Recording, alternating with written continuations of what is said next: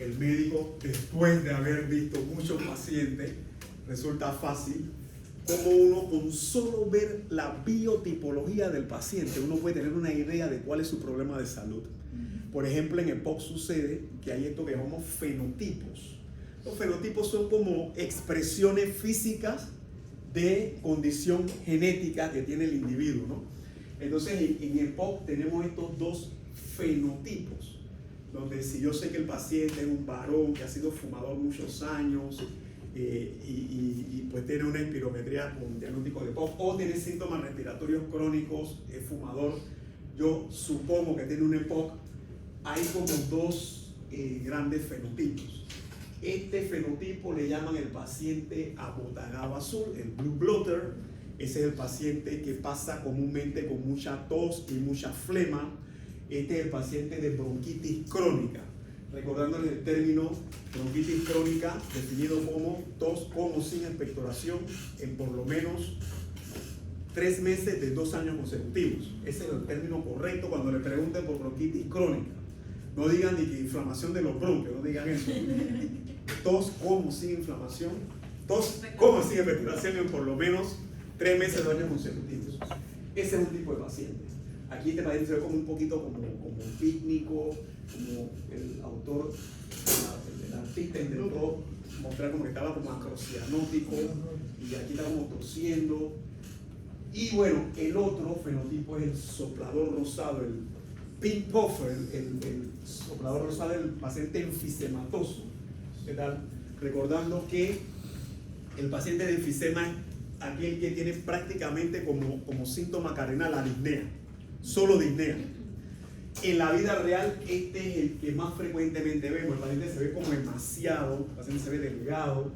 El artista intentó ilustrar cómo este paciente tiene como retracciones intercostales, tiraje supraclavicular, supraclavicular, la forma esa de sentarse, la posición de trípode en la presentación de ustedes. Eso, con solo mirar el paciente, uno dice, oye, este paciente tiene una enfermedad respiratoria crónica, tiene antecedentes de tabaquismo, puede tener un EPOC. Con solamente ver el paciente ya uno le da una idea. Entonces la inspección general, siguiente ahí. Igual este señor, este es un personaje de una obra de Charles Dickens, y el señor Pickwick dice que era un señor obeso que se sentaba en un barril, la gente pasaba por ahí, lo saludaba y él se quedaba como dormido ahí. Ese es la biotipología característica de un paciente con obesidad y síndrome de hipoventilación alveolar. Son comunes. Una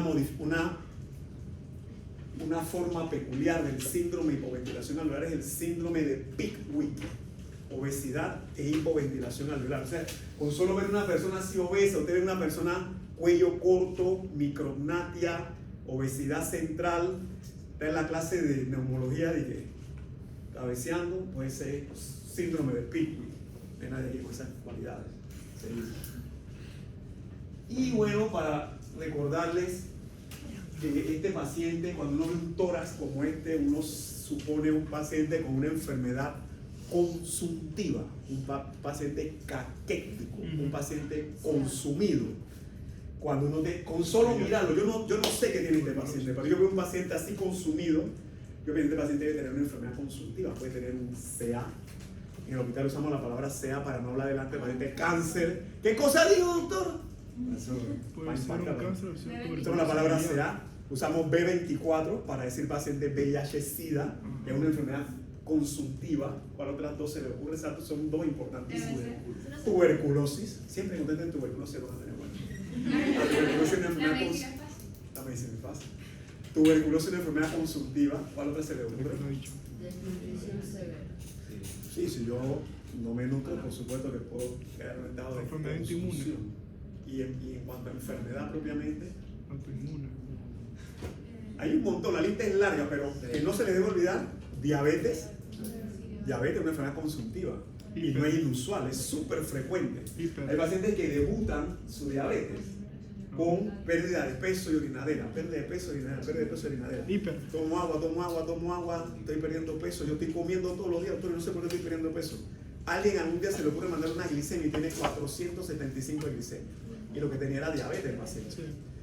Y la tirotoxicosis también es una enfermedad consultiva. Las personas con tirotoxicosis, si el médico no lo piensa, la gente va por ahí, igual, yo desayuno, almuerzo, ceno, yo no veo, estoy perdiendo peso, y lo que parece es tener una tirotoxicosis. ¿Qué es eso, doctor? Hipertiroidismo. Hipertiroidismo. Tormenta tiroidea sería como el extremo de un hipertiroidismo, como una agudización de un hipertiroidismo, pero en términos generales, la enfermedad de Graves es la forma más común de hipertiroidismo, pero hay varias. Puedo también tener un bocio tóxico nodular, un bocio nodular, como la enfermedad de Plummer, que es solamente un nódulo autónomo produciendo hormona tiroidea. El punto es que cuando usted ve una persona caquética piensa, ¿será que tiene VIH-Sida? ¿Será que tiene cáncer? ¿Será que tiene tuberculosis? ¿Será que está diabético? ¿Una tirotoxicosis? Ahí la lista es más larga, ¿no? Yo puedo tener un síndrome de malabsorción intestinal y también tener consumpción. Siguiente. Y nada más para recordarles, en este curso dijimos que solamente vamos a hablar de 5 síntomas cardinales, que son la disnea, la tos, la expectoración, el dolor torácico y la hemoptisis, pero en varios libros usted va a encontrar que la cianosis también se estudia como síntoma de enfermedad respiratoria. Recordando nada más que cianosis yo puedo tenerla también en enfermedades cardíacas. Yo puedo tener una enfermedad congénita del corazón que curse con cianosis generalizada. Yo puedo tener una tetralogía de Fallot. ¿Cuál comunicación? Interventricular. ¿Cómo piensan esa gente? Dicen ellos una comunicación interventricular. No, yo dije intraventricular. Y una sella. Sí, una sella. ¿Estás de acuerdo con Ana? Ana. ¿Tú estás de acuerdo con Ana? Comunicación interauricular. Interventricular. Comunicación interventricular. Esa da cianosis. Sí. ¿Están seguros? No, el interventricular no da. Usted me explicó que el interventricular no daba. Porque el flujo es. No se le va a olvidar más nunca. Eso es una ley. La ley de los fluidos. Todo fluido, líquido, gas, se mueve del lugar de mayor presión al lugar de menor presión. Es una ley. Entonces en fisiología les explicaron que el circuito pulmonar es un circuito de baja presión y el circuito sistémico es un circuito de alta presión. Si yo tengo una comunicación interauricular, la sangre, por ley, va a tender a pasar de la área de mayor presión al área de menor presión. Es decir, sería un shock de izquierda a derecha. Normalmente un shock de izquierda a derecha.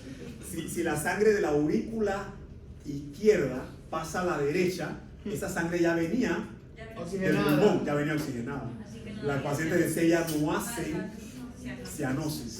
No hacen, la sella es una cardiopatía congénita acianógena. Lo mismo la CIB. Porque la CIB, la sangre llegó al ventrículo izquierdo, pasaría al derecho, porque maneja mayor presión que el izquierdo, el derecho, perdón. Tampoco es cianógena. Esas son casualmente las dos cardiopatías congénitas acianógenas más frecuentemente vistas en la práctica clínica. Pero usted luego nos explicó que. Se puede invertir. Se puede invertir, pero después ¿Cómo se llama eso? tiempo. Ese es un corto. El síndrome de Eisenmenger. Sí. Si ese shock, que es de izquierda a derecha originalmente, se mantiene en el tiempo, muchos años, el ventrículo derecho o la aurícula derecha van a tender a hipertrofiarse.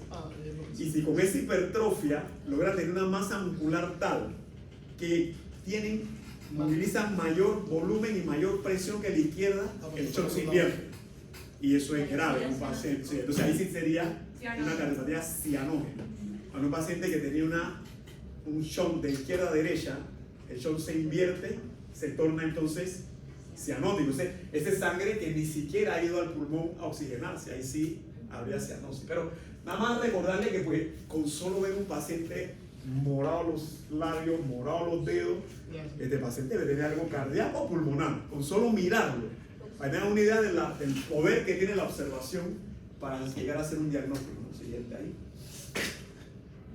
Y nada más para recordar lo que se llaman dedos en palillos de tambor y acropaquias, dedos en palillos de tambor. Ya están empezaron hoy. Y la uña en vidrio del reloj, ¿no? Que es una uña que se ve como un aumento de la convexidad. El ángulo de Novoy. ¿Ángulo de qué? Lobo. Yo no me sabía eso. Yo aprendí. Bueno, encontrar uñas en vidrio del reloj. Hay que recordar que no es patognomónico, enfermedad respiratoria. Enfermedades cardíacas congénitas lo dan, enfermedades hepáticas crónicas lo dan, enfermedades intestinales crónicas lo dan, enfermedades respiratorias crónicas lo dan, pero con solamente verle las manos a un paciente uno dice, oye, ¿no será que hay seres humanos que tienen acropaquia y no tienen ninguna enfermedad? Nacen así. Pero ver esos dedos en palillo de tambor te llama la atención y te puede redirigir el interrogatorio, ¿no? Cliente ahí. Y bueno, cuando uno ve la inspección del tórax, uno revisa todas estas cosas, la superficie del tórax, uno verifica que estén simétricos, cuando hay anomalías estructurales de la caja torácica, el paciente se ve como torcido. Si yo tengo una cifoescoliosis, yo voy a notar cómo el paciente pues, no tiene una estructura anatómica normal en cuanto a la caja torácica se refiere. Y pues la inspección se refiere también a la parte estática y la parte dinámica. Vamos a mirarlo ahí. Seguimos ahí. En la parte estática yo nada más quiero ver el tórax tal cual está sin ver los movimientos. ¿Qué pasó? Ajá, en la parte estática yo verifico diferentes cosas, ¿verdad? Los nevos en araña, alguien estaba hablando en la clase pasada sobre, cuando fue con otro grupo. Los nevos son como, nevos en araña, si alguien ha visto nevos en araña, el punto central es coloradito y tiene como unas ramificaciones. Uno hace la digitopresión y se aparece y a los segundos vuelve y aparece. Eso es común, por ejemplo, en pacientes con hepatopatías crónicas, con una cirrosis hepática. Interesante revisar nevos en araña. Tiene nevos en araña dentro del tórax. ¿Será que es un paciente cirrótico? Ya eso le da como uno aplica a uno. Herpes zóster, recordarle que hay pacientes ya con la sensación ardorosa en cuarta urgencia.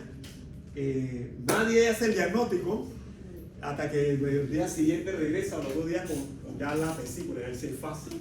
Y tú puedes ver costra o puedes ver lesiones ya ulceradas, desnudadas, eso se ve en el tórax, cicatrices quirúrgicas o traumáticas de importancia, para tener una cirugía, una toracotomía, una colocación de un tubo de drenaje torácico, un trauma torácico cerrado que le deja cicatriz, áreas de atrofia muscular, áreas de fístula, eso cada vez es menos frecuente, ¿no? Que haya una osteomelitis de algún hueso en la caja torácica que condicione salida de líquido a través de una comunicación entre la piel y el hueso. Circulación venosa colateral, creo que vimos una figura de eso en estos días con ustedes, ¿no? Edema en esclavina, ahora vamos a ver. Ginecomastia, que es común, por ejemplo, en cirrosis, pero puede haberlo también en hiperprolactinemia. Siguiente ahí. Doctor, una pregunta.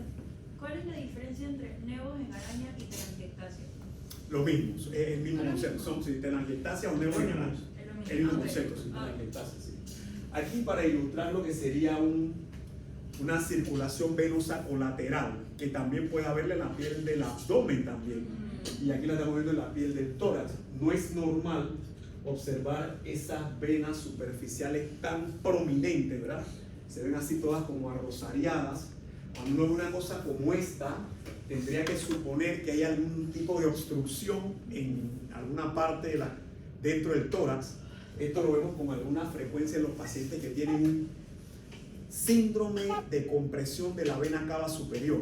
Si yo tengo un tumor de páncreas, es un tumor que crece en el ápice del pulmón, presiona todo el plexo cervical y simpático de esta área, presiona la arteria subclavia, presiona la vena cava superior y como no hay retorno hacia la aurícula derecha, el organismo busca otros medios para poder llevar la sangre hacia la cavidad del lado derecho y entonces se ve este tipo de inmunización. Eso es lo que debe suponer, que va a tener una obstrucción al retorno venoso normal. Siguiente ahí. Se llama circulación venosa colateral en este caso, ¿no? Y ese también un grado superlativo de un síndrome de vena cava superior. Este paciente debe tener aquí un tumor que comprime el paquete vasculonervioso del brazo. Este paciente tiene un linfedema. Ese paciente el brazo se ve como amoratado, está notablemente hinchado, tiene irritación yugular, tiene circulación venosa colateral. Eso debe hacer pensar en un síndrome de vena cava superior. El año pasado en el San Miguel Arcángel tuvimos 2 pacientes de esa condición. Esa es una urgencia oncológica. Esos pacientes hay que pasarlo al oncológico, darle radioterapia lo más antes posible, ¿no? El pronóstico no es bueno cuando un paciente así. Siguiente ahí. Y bueno, en la inspección estática decíamos también revisar la forma del tórax. Esos pacientes que tienen aumento del diámetro antero-posterior, digamos que tienen tórax en tonel, común en los pacientes de POC. El paciente que tiene cifoescoliosis, evidentemente un tórax deformado, pectum excavatum y pectum carinatum hacen alusión a deformidades del esternón. Creo que tengo una figurita ahí de eso. Siguiente ahí. Ahí para que hagan la distinción. Un tórax en teoría normal, uno que tiene aumento del diámetro antero-posterior, eso es común en pacientes con atrapamiento aéreo o hiperinsuflación pulmonar, por ejemplo en enfisema. Recuerden que el término de enfisema es disrupción y ensanchamiento de espacios alveolares, eso es importante también, ¿no? Este paciente tiene un incremento de la convexidad de la caja torácica en la parte posterior, eso le llamamos cifosis en la práctica clínica. Las señoras que tienen osteoporosis, ese es común, van perdiendo talla y se van también como jorobando, dicen esa era como una jorobita aquí, muy común en las pacientes posmenopáusicas. Este paciente tiene el tórax como hundido, eso le llaman pectum excavatum, y el otro paciente tiene el tórax como en quilla hacia afuera, le llaman en pecho de paloma, en quilla de barco, pectum carinatum, tiene diferentes nombres, seguimos ahí. Y este pues el néter ilustrando este paciente que tiene un aumento del diámetro antero-posterior del tórax típico en pacientes con POC. Siguiente ahí. Y esta señora que pues su columna se va cada vez haciendo más convexa en la parte dorsal, haciendo que pierda talla y generando como una especie de joroba también. Siguiente ahí. Entonces será una cifosis. Cifosis también. Esa sería una escoliosis. Ahí sería en sentido lateral la desviación de la columna, ¿no? Hay pacientes que tienen escoliosis, no es nada visible en el examen físico, a menos que el paciente te lo diga, no puedes saber que tiene nada. Pero en otros es notable. No se han visto niños de parálisis cerebral infantil que tienen retraso cónico-estatural. Siguiente ahí. Este joven tiene hundido, exactamente, es una deformidad del tórax, puede vivir con eso, no pasa nada. A que no le gusta ir a la playa, si va a la playa se pone un suéter, no quiere que lo vean, está deforme, igual Carinatum. sí, la corrección de eso sería por cirugía torácica, ¿no? Pero Es estético más que todo. en el de Kia también se puede vivir con eso. Sí, eso es una deformidad nomás de la caja torácica, no tiene mayor consecuencia. Habría que ver qué pasa si se dedica a hacer submarinismo o alpinismo, pero no tiene mayor. En condiciones normales no pasa nada, no tiene ninguna repercusión. Esto se comporta desde el punto de vista de la fisiología pulmonar como un patrón restrictivo, eso sí. Siguiente ahí. Lo mismo. En la inspección dinámica sí revisamos el tórax ahora en términos de sus movimientos. Entonces, bueno, el tipo de respiración habitualmente se dice que la mujer tiene una respiración que es predominantemente costal superior, en cambio el varón tiene una respiración que le llaman más como costo-abdominal, más dependiente del diafragma. Y pues algunos pacientes, sobre todo en algunas patologías, quedan dependiendo completamente de la respiración abdominal, pero para efecto del examen, la mujer, respiración predominantemente costal superior, el varón, respiración predominantemente costo-abdominal, más tiene como más participación diafragmática que el de la mujer. No recuerdo los niños, pero en la mujer costal superior, para recordar. Patrones respiratorios, recordarles que hay varios patrones respiratorios anormales. Los 3 más famosos, esos siempre vienen en el examen. Siempre vienen en el examen. Ya le dije, ya tienen preguntas para sacar la buena ahí. Son 3, la respiración de Kussmaul, la respiración de Cheyne-Stokes y la respiración de Biot, que esa no va a venir, o sea que ya nada más son 2. Pero la respiración de Biot, eso es una rareza de la medicina. Cuando vean una respiración de Biot me llaman para yo verla con ustedes también. Ahora vamos a ver detalles. Y los signos de dificultad respiratoria, que estoy seguro que ya también han visto varios. Sigamos allá. Entonces, en cuanto a los trastornos del ritmo respiratorio, les decía, el patrón de Cheyne-Stokes, eso hay que saberlo. O sea, viene una pregunta sobre ese tema. El patrón respiratorio de Cheyne-Stokes tiene la peculiaridad de que el paciente hace una apnea, cese la respiración completa, empieza a aumentar la profundidad y la frecuencia de la respiración, luego empieza a descenderla y nuevamente cae en apnea, y eso se repite en forma cíclica.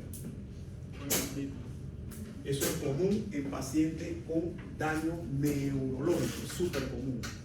Es común en pacientes con enfermedad, miocardiopatías dilatadas avanzadas, súper común. Entonces ese patrón deben saberlo, deben reconocerlo. Es importante porque a veces los familiares llevan a su paciente al cuarto de urgencia, que dicen que el paciente está agitado, y cuando ustedes se toman los tiempos de ver la forma en que respira, lo que tiene es un patrón respiratorio de Cheyne-Stokes, eso no se lo van a poder modificar. Hay unos medicamentos que últimamente los señalan como de utilidad, pero eso mientras el paciente tenga el cuadro básico, el cuadro de fondo, ese patrón se va a mantener. Eso hay que poderlo explicar a los familiares. La respiración de Kussmaul, que clásicamente está descrita para los pacientes con cetoacidosis diabética, y es una respiración que se caracteriza por ser profunda. Ese paciente va a estar taquipnéico y además va a tener respiración profunda, va a tener hipernea o polipnea. Entonces, esto hay que saberlo porque eso no es inusual que llegue a los cuartos de urgencia. Una vez más, ustedes están empezando en rotaciones clínicas, pero uno llega al cuarto de urgencia y uno ve el paciente, y ese paciente no está en cetoacidosis. Tómale unos gases, cetoacidosis, eso es de todos los días. Si estás viendo el paciente que está hiperventilando, ahí está hiperventilando ese paciente, ¿ves? ¿A alguien se le ocurre alguna cosa que no sea cetoacidosis y que haga eso mismo? De repente llegue, usted ve un paciente hiperventilando, 2 cosas tienen que pensar. No, ansiedad puede pasar, la verdad que sí. Pero recuerden, siempre en urgencia la ansiedad es el último de los diagnósticos, recuerden. Siempre hay que ver la parte orgánica primero. Acidosis. Porque casualmente la respiración de Kussmaul es una respiración acidótica. ¿Ok? Si yo tengo una septicemia grave, shock séptico, que es la forma más, yo puedo venir con respiración, eso en cuarto urgencia es de todos los días y los médicos no se dan cuenta. Apenas usted es un ser humano con taquipnea, una posibilidad de sepsis. Este tipo está respirando profundo y rápido, estará séptico. Frecuencia cardíaca 110, frecuencia respiratoria 38. Sepsis se muestra lo contrario. La sepsis mata. Y si tú no haces diagnóstico temprano, que voy a darle, ¿qué le dan? Jarabe para todos. Antidepresivo. Para la gastritis, me toma esto para la gastritis. IBP. Sí, que hidróxido de aluminio y magnesio. Gastrigel en el siglo XXI. Gastrigel, papá. ¿Ah? ¿Ustedes han visto médicos recetando gastrigel?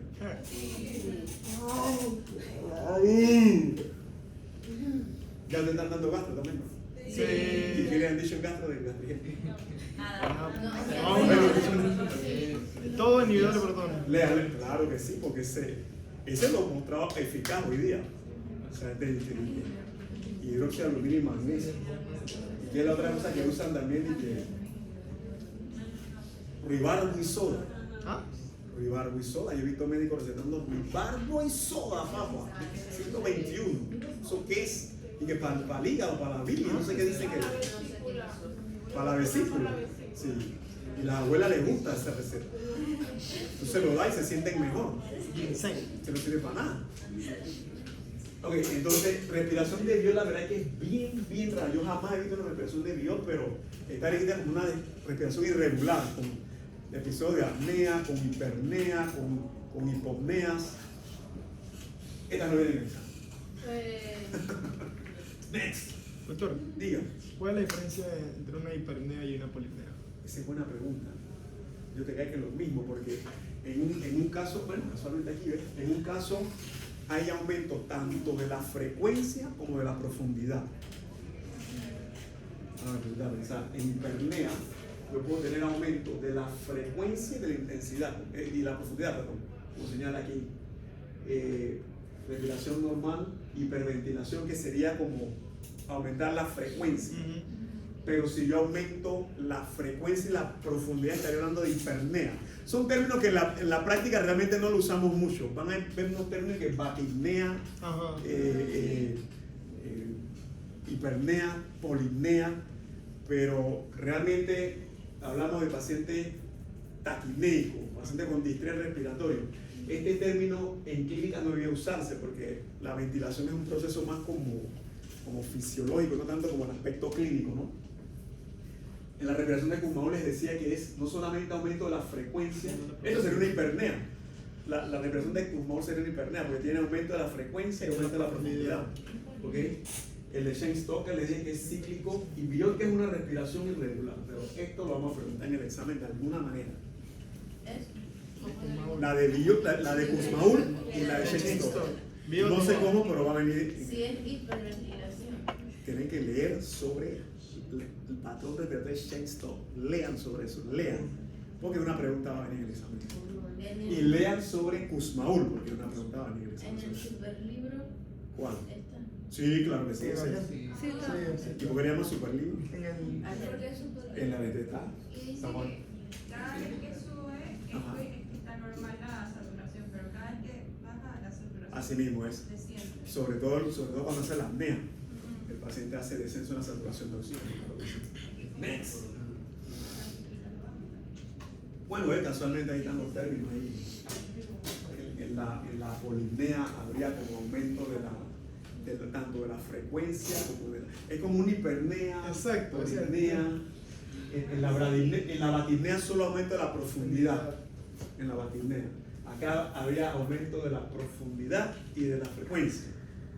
Pero en la vida real nunca, o sea, poco vas a escuchar médicos usando estos términos, muy poco. La verdad es que sí es importante saber taquipnea, frecuencia respiratoria más de 20. Bradipnea, frecuencia respiratoria menor de 12. ¿Qué condiciones clínicas se les ocurre que puedes usar con bradipnea? Y qué importante, súper importante, en el servicio de urgencia. Rotura de costilla. ¿Tú crees que una, bueno, pudiera ser, Puede ser. si llega una urgencia? En el cuarto de urgencia hay unos casos que el paciente está plácidamente descansando y el médico de urgencia está feliz con ese paciente. Una niña de 16 años se peleó con el novio y se tomó 16 tabletas de diazepam. Y así está plácidamente dormida. Y uno está feliz porque la paciente no te está molestando. Claro. Esa paciente muere en paro respiratorio. 100%. Porque, claro, porque ese paciente hace depresión respiratoria. Sí. Con benzodiazepina y con barbitúricos, sí, claro que sí. La paciente se toma 42 tabletas de fenobarbital y está acostada en la cama en el cuarto de urgencia y está tranquilita y tú estás feliz que ella no está molestando. Se muere en paro respiratorio si nadie está pendiente porque empieza a hacer 10 ciclos por minuto, 8 ciclos por minuto, 4 ciclos por minuto y deja de respirar y se murió. Y nadie se dio cuenta que se murió. Esa paciente ve que está pendiente, obviamente debe hacerle el lavado gástrico, pero que está muy pendiente si no necesita ser intubada y puesta en ventilación mecánica. Siguiente. Puede ser los huesos. ¿Perdón? Los huesos pueden tener bradipnea. Los obesos pueden tener bradipnea, por supuesto que sí. Hablando de la polipnea, ¿alguien puede respirar rápido sin respirar profundo? Sí, cómo no. Eso parece una cosa de pobre nosotros. pero no, casualmente, mira, el caso que puso, ¿tu nombre? Jackie. El caso que puso Jackie. Imagínate tú hubieras fracturado la tercera, cuarta, quinta y sexta costilla. Tú lo que menos quieres respirar profundo. Pero para mantener la ventilación, si yo aumento la frecuencia, no necesariamente necesito aumentar la profundidad. Ese paciente respiraría cortito. Sí. Pero eso también lo hacen los pacientes que tienen enfermedades restrictivas. Sí, exactamente. Los pacientes con enfermedad restrictiva también les sucede que al no poder expandir el pulmón todo lo que debería, necesitan aumentar la frecuencia respiratoria, correcto. Me encanta. Uno nada más tiene que hacer, eso es, no hay que memorizar muchas cosas, sentido común. Y hipertensión pulmonar, ¿no? También variable porque depende de la severidad de la hipertensión, ¿no? Pero esos pacientes se comportan al final como enfermedad restrictiva también generalmente. Es que depende de la causa de hipertensión pulmonar, porque hay hipertensión pulmonar por enfermedad cardíaca, por enfermedad pulmonar, por tromboembolismo venoso, depende de la causa también, ¿no? Y de la severidad. Next. Entonces, a la palpación, recordar que es importante verificar áreas de sensibilidad, áreas de dolor, áreas de crepitación. Hay pacientes que tienen trauma torácico y usted lo evalúa en el cuarto de urgencia y le palpa así y tienen crepitación subcutánea. Quiere decir que aire del pulmón está disecándole el tejido celular subcutáneo. Eso es importante verificar en trauma, por ejemplo, ¿no? Áreas de sensibilidad, la expansión del tórax en el aspecto anteroposterior y en el aspecto lateral, las vibraciones vocales provocadas, ya lo mencionamos en el jueves pasado, que uno verifica que se siente esa reverberación en la palma de la mano cuando uno habla, cuando uno claramente llega a 33, su ausencia o su disminución o ausencia sugiere alguna patología, como que se les ocurre. Negativo. La neumonía es aumento. Esa es la única que tiene aumento. En atelectasia total podría haber disminución. Algunos textos dicen aumento, porque también en una efusión pleural, por ejemplo, ahí sí habría disminución. Depende. ¿Quién dijo? En una neumotora podría haber, exacto, disminución, porque el aire se interpone entre las cuerdas vocales, el pulmón, la presión de la mano, exacto. Pero la única que tendría aumentada sería en neumonía. La única que tendría aumentada. La única que tendría aumentada sería en En caso de un cáncer broncogénico, depende de la magnitud del tumor. Si es un tumor enorme, pues probablemente sería una consolidación pulmonar, estaría aumentada la vibración vocal provocada. Siguiente ahí. Repasen eso. Todo eso está bien clarito en el agente. Súper clarito. De ahí vienen preguntas. En un paciente con neumotórax, usted esperaría encontrar los siguientes hallazgos: a la inspección, a la palpación, a la percusión, a la pulsación, ninguna de las anteriores. esto está chévere. Así sí. Así sí. Segunda selección múltiple. Entonces, nada más para recordar al señor Auenbrugger, eso lo dan en historia de la medicina. Ajá. Un señor que él y la familia eran dueños de una vinícola y conservaban el vino en unos barriles, unos toneles, y entonces él percutía el tonel para tener una idea de más o menos cuánto vino quedaba dentro del tonel. Donde había líquido, el sonido era como apagado, y cuando llegaba al nivel donde estaba el líquido empezaba a tener mayor sonoridad. Y se le ocurrió aplicarlo también en el tórax de los pacientes y se dio cuenta que cuando había líquido en el tórax percutía, se escuchaba mate, y en la parte donde había todavía aireación del pulmón se escuchaba sonoridad pulmonar. De ahí que viene la percusión. Él lo escribió en este libro, fue que lo publicó. Siguiente.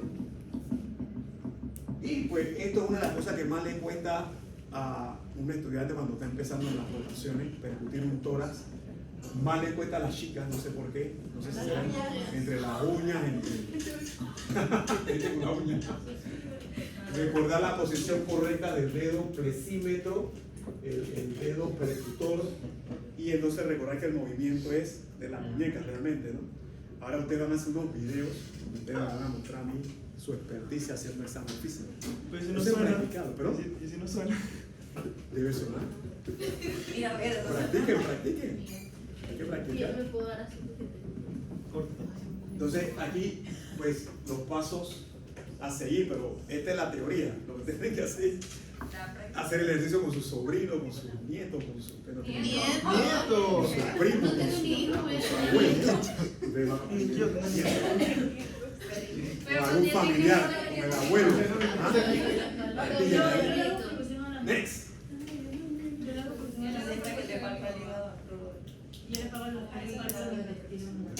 Diferentes submactividades con mastitis. ¿Y los cultos? Doctor, Sí, yo culto a la a ver, Sí, nada más. No estoy viendo.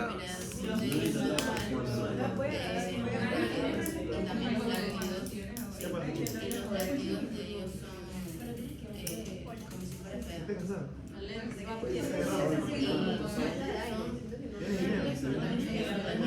Sí. Y ellos son ¿Hay otro animal?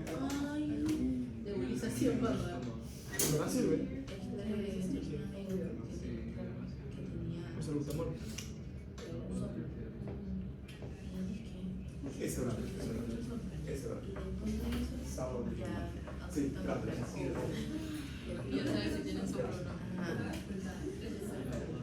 Entonces, en la percusión, recordar que estas son las variantes que podemos obtener de la percusión: sonoridad pulmonar normal, matidez, con el sonido ese como apagado, que cuando lo hacemos pensamos que hay líquido, que hay una telestasia. Recordar que el término timpanismo no se usa para el sonido normal del tórax, sino que para el sonido que se genera, por ejemplo, cuando uno percute la burbuja gástrica o cuando uno percute en el abdomen intestino. A eso se le llama ruido timpánico, no a los ruidos que se generan en el tórax. Entonces, traube. Submatidez, que la submatidez es una cosa de que no es tan matidez, pero es un poquito ahí más, y supuestamente el sonido que se genera donde empieza el borde entre el pulmón y el hígado. Ahí más o menos quinto, séptimo espacio intercostal en el lado derecho. Hipersonoridad sería lo que ocurriría, por ejemplo, un paciente con un neumotórax o un paciente con un enfisema pulmonar muy notorio. Por ejemplo, sería hipersonoridad el término, no timpanismo. Siguiente.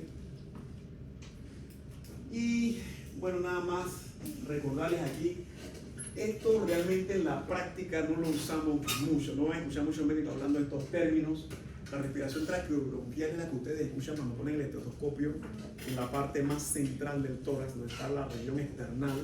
Eso le llamamos respiración traqueobronquial, es como muy fácilmente audible. El tono de los sonidos cuando entra y sale el aire son fácilmente audibles.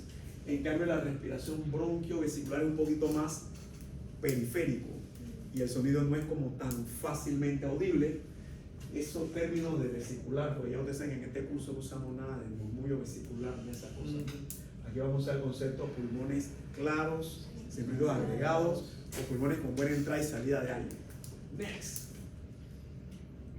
Y hay un montón de terminología, pero ustedes lo que deben saber es que todo ruido que no sea normal, a eso le llamamos estertores. Todo lo que no sea ruido respiratorio normal es un ruido agregado, un estertor.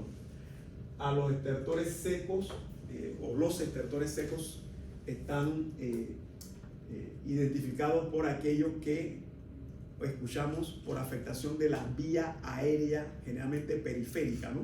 La vía de menor calibre. Los roncos y la sibilancia. Los roncos, un sonido grave, tono bajo; sibilancia, un sonido agudo, tono alto. Esto traduce obstrucción de la vía aérea y es común en todas las enfermedades obstructivas, en el POC, en asma, en bronquiectasia, en fibrosis quística. Es común encontrar ronco y sibilancia. Un edema agudo de pulmón puede tener también roncos y sibilancias. En cambio, los estertores húmedos están identificados por los crepitantes. Neumonía, insuficiencia cardíaca, fibrosis pulmonar. Un ruido parecido al que se genera cuando uno se frota el cabello y se escucha al final de la inspiración. Siguiente ahí. Y esto tampoco es tan común hoy día. Antes, cuando la tuberculosis hacía mella en la población general ocasionaba mucha destrucción del parénquima pulmonar, ¿no? Entonces uno podría encontrar unos hallazgos muy particulares, esto de broncofonía, que literalmente uno puede escuchar la voz, aunque el paciente hable en tono bajo, uno puede escucharlo nítidamente a la auscultación pulmonar. Eso traduce consolidación pulmonar, ¿ok? Pectoriloquia es como una modalidad de broncofonía donde a pesar de que el paciente habla todavía cuchicheado, así como en secretito, tú lo escuchas nítidamente. Igual pectoriloquia áfona, esto es como, son como variantes una de la otra, ¿no? La egofonía, ¿Cuál es la diferencia entre eso? pectoriloquia, el paciente te dice 33 bajito y tú lo escuchas ahí. Pectoriloquia áfona como que fuera nada más cuchicheado. Eso en la vida real no lo usamos, porque ya los pacientes no vienen con una consolidación pulmonar extensa o una cavitación, que es lo que van a ver con esto de la egofonía. En teoría, un paciente que tenga una pleuroneumonía, que tenga efusión pleural, por ejemplo, ese paciente tendría, supuestamente el sonido es como el balido de una cabra, dicen en los libros de semiología. La verdad es que no es tan fácil percibir eso hoy día, pero deben saber que eso está descrito en los libros clásicos, ¿no? La voz anfórica la escuchábamos en los pacientes con grandes cavernas. Supuestamente, cuando tú le pides que hable, tú escuchas como cuando uno le pone el oído a un ánfora. No sé lo que son del interior, ven las tinajas esas, como que es un sonido particular cuando esa tinaja está vacía, como el sonido. ¿Ah? Las tinajas, una cosa. Oye, lo de la lotería. Un ánfora es como un recipiente y si no tiene continente, tú lo escuchas y tú hablas y suena como la voz como, como si fuera un eco es la palabra, pero como que la voz como que retumba. Las tinajas son más, no tan profundas. Pero bueno, ánfora viene de eso, de una forma como anfórica. Seguimos ahí. Y bueno, también lo mismo que les digo, ¿no? Que esto era cuando había como, antes de la era antibiótica, había ese tipo de hallazgos, era bastante menos común. Soplo tubario es común, por ejemplo, en neumonía, eso deben saberlo. Soplo cavernoso es común, por ejemplo, cuando el paciente tiene unas cavernas enormes por tuberculosis. Soplo anfórico, les acabo de decir, como un sonido como anfórico, como cavernoso. Esto es muy parecido al cavernoso y al anfórico. Y frondes pleurales se escuchaba mucho también en los tiempos en donde había una efusión pleural. Antes apareció una efusión pleural y las pleuras se pegan una con la otra. Hacía un ruido, dicen que parecido a cuando uno agarra esos calzados de cuero y los me suena. Okay. O una guitarra, exactamente, rechinar una guitarra, exactamente. Yo creo que ahí terminamos, nos tomamos mucho tiempo porque íbamos a hablar de imagenología también. Qué interesante clase.